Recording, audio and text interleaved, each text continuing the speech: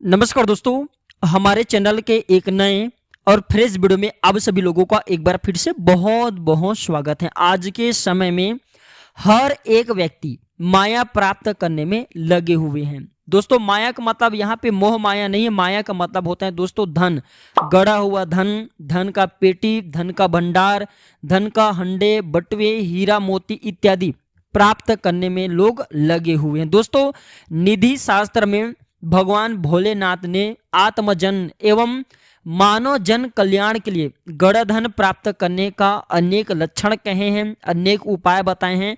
वही उपाय मैं आप लोगों को आज के इस वीडियो में बताऊंगा। तो दोस्तों, ये निधि शास्त्र की दूसरा पार्ट है। पहले पार्ट को आप देखना चाहते हैं तो एक दिन पहले एक मेरे वीडियो देख सकते हैं। उसमें मैं आप लोगों को निधि शास्त्र की प्रथम पार्ट बताया था कि धन प्राप्त करने का लक्षण क्या है, कहाँ पे गड़ा हुआ धन होता है। ये दूसरा पार्ट है। वीडियो को ध्यान से देखना है, ध्यान से सुनना है। दोस्तों, आपने देखा होगा कई लोग खूब निर्धन थे। आपके ही जनसंपर्क के कोई लोग हो सकते हैं कि कई लोग ऐसे होते हैं खूब निर्धन होते हैं और अचानक से वह ऐसा धनी बनते हैं दोस्तों जिसकी आपने कल्पना भी नहीं की होंगे। तो ये सब माया के कारण ही होता है। माया मतलब दोस्तों गड़ा हुआ धन के कारण होता है। माया दोस्तों कभी कभी अपना होने का एहसास अपने सज्जन लोगों को या फिर परिवार के लोगों को अवश्य कराता है। मान के चलिए आपके दादाजी थे और आपके दादाजी ने खूब धन संपदा इकट्ठे करके रखे थे। उस धन संपदा को जमीन में गाड़ करके रखे थे, लेकिन अचानक से उनकी मृत्यु हो गई, डेथ हो गई और वह बता नहीं पाया। तो वो अपने परिजन को, चाहे अपने पुत्र को, चाहे अपने पौत्र को, नाती को इत्यादि को दोस्तों गौरव धन के बारे में अवश्य स्वप्न के माध्यम से या किसी न किसी माध्यम से अवश्य बताते हैं, ताकि उनके साथ में जैसे उनके दादाजी गरीबी सहे तो वैसे उनके जो नाती हैं वो गरीबी न सहे, उनके पुत्र गरीबी न सहे। तो इस प्रकार के बहुत सारे माया के लक्षण कहे गए हैं। तो दोस्तों, माया कई प्रकार के होते हैं। अच्छे माया भी होते हैं, खराब माया भी होते हैं। जो खराब माया होते हैं, माया मतलब दोस्तों धन दौलत, गड़वा धन दौलत। कभी कभी जो खराब माया होते हैं दोस्तों कई लोगों के प्राण भी ले लेते हैं, इसलिए घातक भी साबित होते हैं। और कभी कभी माया अच्छे भी होते हैं। अर्थात दोस्तों आपको आप अपने जीवन में किसी भी कार्य में इसका उपभोग में ला सकते हैं। कुछ माया जो है बोलते हैं कि आप हमें अर्धा प्रयोग करते हैं, अर्थात माया प्राप्त होने के बाद उन्हें आप देवी देवता पे आधा को लगाइए और आधा को अपने हिस्से में लगाइए। माया के अनेक प्रकार कहे गए हैं। इस प्रकार की जानकारी हमें हमारे गुरुओं से प्राप्त हुई है, जो कि नाथ संप्रदाय से हैं। दोस्तों, आज के इस वीडियो में मैं आप लोगों को माया प्राप्त करने का सरल से सरल आसान विधि, जो कि भगवान शंकर ने, भगवान भोलेनाथ ने जो निधि शास्त्र में बताए हैं, वही मैं जानकारी बता रहा हूं। तो दोस्तों, माया शास्त्र करने की अनेक विधि हैं। जैसे कि दोस्तों आपको ज्यादा से ज्यादा दान करना चाहिए। जो व्यक्ति दानी होते हैं ऐसे व्यक्ति को माया अवश्य प्राप्त होता है।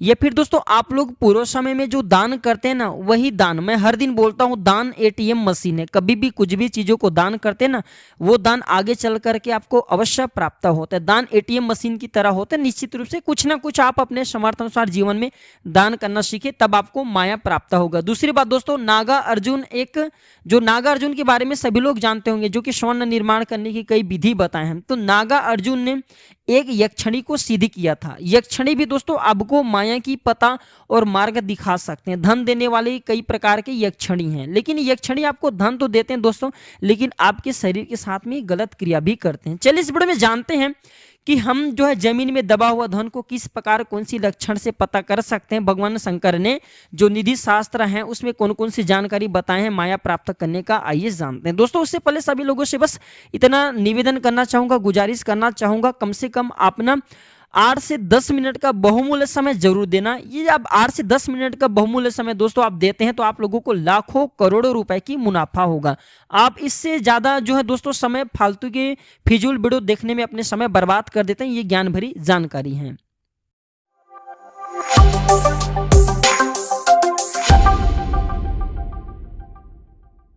तो मैं स्क्रीनशॉट अटैच कर रहा हूं, ध्यान से देखिए। दोस्तों यहां पे लिखे स्क्रीनशॉट में, ध्यान से देखना कि जिस वृक्ष की पौधे से रक्त जैसी बूंदे यदा कदा टपकती रहती हैं दोस्तों, वहां पे अवश्य गड़वा धन होता है। या फिर जहां शब्दों की आवाज, प्रतिध्वनि उत्पन्न होती हो, अर्थात जो अब शब्द बोलते हैं वो शब्द वहां पे पुनः सुनाई देना शुरू होते हैं, तो आप समझ जाना अवश्य वहां पे जमीन में गड़वा धन होते हैं। भगवान भोलेनाथ यहाँ पे बोलते हैं कि जहां पर वृक्ष के डालियों के बराबर पत्ते हो, वृक्ष की डालियों के बराबर पत्ते हो और नए पत्ते भी उसी आकार के फूटे हो तो वहां पे अवश्य धन होता है। नए पत्ते को देख करके भी विज्ञजन इसका पता कर सकते हैं। अगर पल्लव अर्थात नए पत्ते 1 अंगुल मोटे हो तो वहां पर धन अवश्य होता है। 32 से 44 नग धन प्राप्त हो सकते। भगवान शंकर ने ये निधि शास्त्र में जानकारी बताए हैं। ये मैं वनस्पति के माध्यम से बता रहा हूँ, फिर मैं आप लोगों को जो जैसे जीव जंतु हैं इनके माध्यम से भी बताऊंगा। बस आपसे एक छोटा सा निवेदन है, अभी तक वीडियो को लाइक नहीं किए तो वीडियो को लाइक कर देना और कमेंट बॉक्स में ओम नमः शिवाय जरूर लिखना। ओम नमः शिवाय लिखना न भूलना दोस्तों, क्योंकि भगवान भोलेनाथ की असीम कृपा के कारण ही इस प्रकार की जानकारी हम आप लोगों को बता पा रहे हैं। तो दोस्तों भगवान शंकर ने जो पशु पक्षी के माध्यम से गण व धन की जो मार्ग बताए हैं वही मैं मार्ग आप लोगों को सिखा रहा हूं, तो ये ध्यान से देखना। ये देखिए स्क्रीनशॉट।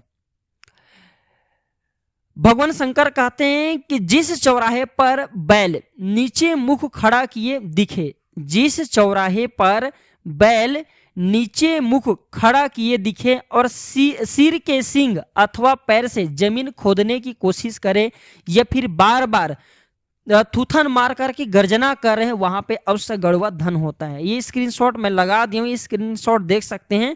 ये भगवान शंकर ने निधि शास्त्र में कहे हैं।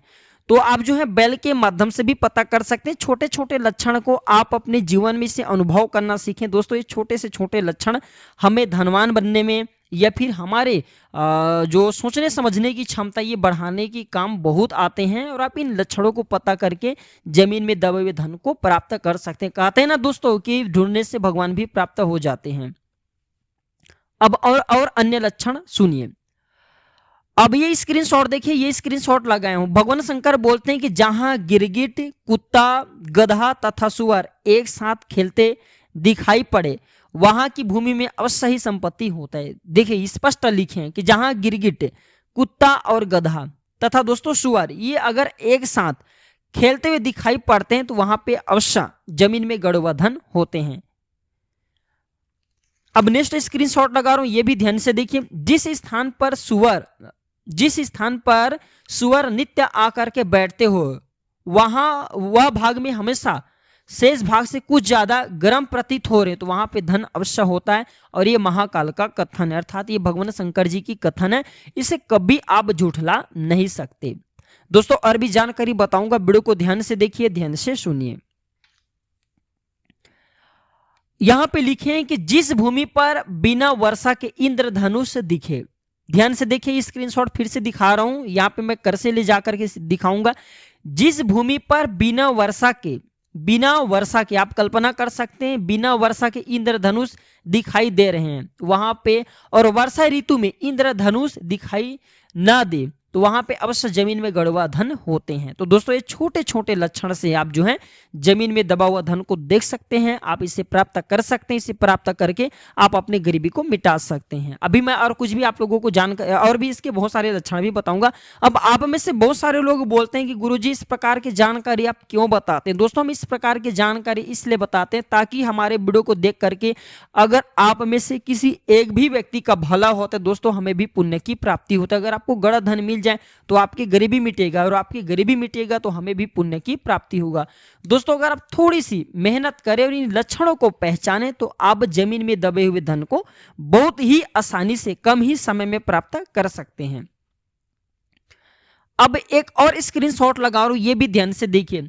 जिस स्थान पर जाकर के गीदड़, कौन सी गीदड़, वो भी स्त्रीलिंग अर्थात स्त्री वाला गीदड़, अगर बराबर बैठ करके शोर करे और खनन करने का प्रयत्न करे, खनन मतलब दोस्तों से खुदाई करने का प्रयास करे और फिर चली जाए, या फिर कई बार जब वह इस प्रकार करे तो वहां पर खनन कार्य से संपत्ति अवश्य ही प्राप्त होगा। ये भगवान भोलेनाथ बता रहे। वहां पे अगर आप खनन करेंगे जहां पे गिद्दड़ जो है शोर करते हैं या फिर खनन करने का नाखून के माध्यम से प्रयास करें तो वहां पे जमीन में दबा हुआ धन अवश्य होगा। इस बात को कभी झूठलाया नहीं जा सकता। एक बात और जान लीजिए दोस्तों, जो वारस संहिता है, रावण संहिता है, उसमें भी गड़वा धन को प्राप्त करने का अनेक मार्ग कहे, अनेक प्रकार के लक्षण कहे हैं। अब आप में से बहुत सारे लोग ये कमेंट करके मत बोलना कि गुरुजी आपको कितने गड़वे धन मिले। मैं ये लक्षण बता रहा हूँ, कुछ लक्षण हमें गुरुओं से प्राप्त हुए हैं जो जानकारी अभी पिछले वाले वीडियो में मैंने बताया था, और कुछ लक्षण दोस्तों हमने किताब से भी ग्रहण किए हैं। अब भगवान शंकर यहाँ पे कहते हैं कि अब मैं पक्षियों के लक्षण बतलाता हूँ। कौवा, बाज, बगुला, मादा बाज आदि यदि यह पक्षी जिस स्थान पर आकर बराबर बैठे हो, क्योंकि कौवा, बाज, बगुला ये जो है अगर तीनों मादा प्रजाति हो, स्त्री प्रजाति हो, या फिर अगर ये तीनों की प्रजाति अगर आपस में एक साथ बैठते हो, कौवा, बाज और बगुला ये तीनों एक दूसरे के घोर शत्रु हैं, अगर ये तीनों अगर एक स्थान पर जिस स्थान पर आकर के बैठते हो, क्रीड़ा करते हो, भोग विलास करते हो, वहां पे अवश्य धन होता है। इसमें संदेह नहीं है, निश्चित रूप से वहां पे धन होता है, क्योंकि भगवान शंकर जी की ये कथन है, शब्द है, इसे हम कभी भी झूठला नहीं सकते। और स्क्रीनशॉट देखिए, यदि यह सब पंछी पंजों से जमीन खोदने का प्रयास करें, जैसे कि दोस्तों जैसे कि कौवा है, बाज है, बगुला है, यदि अगर ये तीनों पंछी जमीन को खोदने का प्रयास करते हैं तो वहां पे अपार धन अवश्य होता है, थोड़ी बहुत धन ही, वहां पे अपार धन होता है। यदि गिद्ध उस स्थान पर एक पैर से या फिर पैर पर पैर रख करके बैठता है, ये दृश्य आप कभी भी देख सकते हैं, पैर पर पैर रख करके बैठते हैं तो वहां पे अपार संपत्ति की संभावना है, अर्थात आपको अपार संपत्ति मिल सकती है, इसमें संदेह नहीं है। दो लक्षण और बताऊंगा, इसके बाद में वीडियो समाप्त करूंगा। ये स्क्रीनशॉट देखिए, गिद्ध यदि पैर पर पैर रख करके न बैठे या फिर एक पैर से बैठने पर अगर पंजों से जमीन खोदने का प्रयास करते हैं तो भी पर्याप्त संपत्ति की संभावना है। अब कीड़े मकोड़े के लक्षण कहे जाते हैं। भगवान शंकर जी कीड़े मकोड़े से भी धन प्राप्त करने के जो जमीन में गड़ा हुआ धन, इसके लक्षण बता रहे, तो कहते हैं कि जिस स्थान पर कुछ पीले, कुछ चमकीले, लाल, तांबे रंग के, काले, श्याम रंग के, पीत वर्ण के कीट पतंगे अगर एक साथ दिखाई पड़े, अचानक से अगर आपको जैसे कि चमकीले, लाल, तांबे रंग के, काले, श्याम, पीत वर्ण के बहुत सारे कीड़े अगर नजर आ रहे इस प्रकार के कलर के, तो वहां पे संपत्ति के लक्षण आप पता कर सकते हैं कि वहां पे निश्चित रूप से संपत्ति होगा, संदेह नहीं है। और जिस स्थान पर एक दूसरे के शत्रु कीट पतंगे अगर एक साथ दिखाई दे पड़े, वहां पे भी अवश्य संपत्ति होता है, उस स्थान पर इनका परस्पर मैत्री भाव इसके सूचक हैं। तो दोस्तों ये एक लक्षण ध्यान से सुनिए, स्क्रीनशॉट में लगा रहा हूं। तो दोस्तों अगर अब किसी नुकीले चीज से अगर पौधे को कोच रहे हैं और कोचने पर जैसे कि बिना दूध वाले पौधे से दूध निकले, जैसे कि दोस्तों आंख दूध है जिसे मदार बोलते हैं, अगर मदार से अगर कोचने पर दूध निकल रहे हैं, फिर इसी प्रजाति के बहुत सारे पौधा हो सकते हैं, कोचने पर जैसे कि दूध निकल रहे हैं, तो दोस्तों ये सामान्य बात है। लेकिन अगर कोचने पर दूध नहीं निकल रहे हैं तो समझ जाना दोस्तों इसके नीचे में जमीन में अवश्य दबा हुआ धन है। और जैसे कि बिना दूध वाले पौधे ले लीजिए, अगर उस वृक्ष को आप कोच रहे हैं और उससे दूध निकल रहे, समझ जाना वहां पे जमीन में दबा हुआ धन अवश्य है। तो ऐसे वृक्षों के नीचे में दुर्वा घास भी हो तो वहां पे भी संपत्ति अवश्य होता है। जैसे कि आपने देखा होगा जैसे कि दूध वाले वृक्ष बहुत सारे होते हैं, जैसे कि आप जो है सफेद मदार को ले लीजिए या फिर बहुत सारे पौधे इसी क्रम में आते हैं। तो ऐसे वृक्ष जिसके नीचे में दुर्वा घास होते हैं, दुब घास होते हैं, कौन सी दुब घास? सफेद कलर की दुब घास, तो उसके नीचे में धन संपत्ति अवश्य होता है। आप इन लक्षणों से जमीन में दबे हुए धन को प्राप्त कर सकते हैं। दोस्तों मैं नेक्स्ट वीडियो में और भी निधि शास्त्र के बारे में अच्छे से अच्छे जानकारी देने का प्रयास करूंगा। ये जानकारी कैसा लगे हमें क्षमा करना। और दोस्तों हमने आप लोगों को टूटी फूटी भाषा में समझाने की प्रयत्न भी किए। वीडियो अच्छे लगे तो इसे लाइक कीजिए, अपने दोस्तों में शेयर कीजिए ताकि उन्हें भी ये जानकारी प्राप्त हो। और इस प्रकार के और भी रोचक जानकारी प्राप्त करने के लिए हमारे चैनल प्राचीन ज्ञान को सब्सक्राइब कर हमारे साथ जुड़े। आज की जानकारी बस इतने ही दोस्तों। वीडियो को आखिरी तक देखने के लिए अब सभी दर्शकों का बहुत बहुत धन्यवाद। नमस्कार।